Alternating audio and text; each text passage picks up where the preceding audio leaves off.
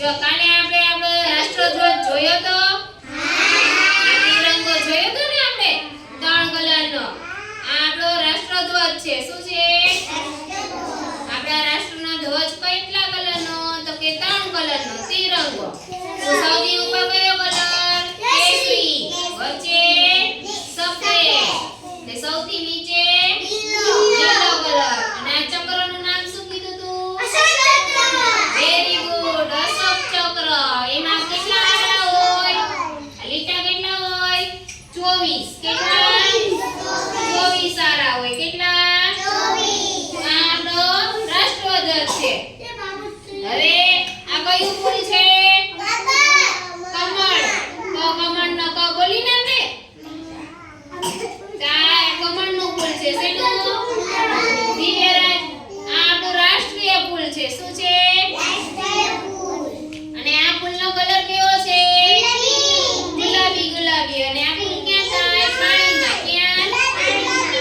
નદી તળાવમાં થાય કાદવ કીચડ હોય ને એમાં કમળનું ફૂલ સરસ મજાનું થાય બધા ફૂલ કરતા સરસ કયું ફૂલ હોય કમળનું હવે આપણે ઘણા બધા પક્ષી હોય મોર પોપટ ચકલી મેના કાગળ હોય અલગ અલગ પક્ષી એમાંથી આ કયું પક્ષી છે મોરને સરસ મજાના પીછા છે જોઈને અહીંયા સરસ મજાના પીછા ખોઈલા છે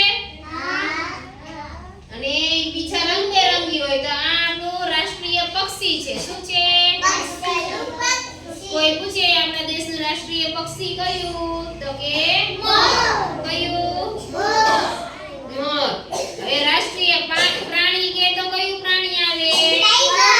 ટાઈગર ગુજરાતીમાં શું કહેવાય વાઘ શું કહેવાય વાઘ છે કોણ છે ટાઈગર આપણે જંગલમાં જોવા મળે ને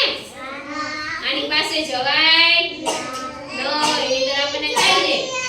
આગેથી ન જોવાય પછી આ શું છે આપણું રાષ્ટ્રીય સુવાક્ય છે કયું સુવાક્ય લખ્યું છે સત્યમેવ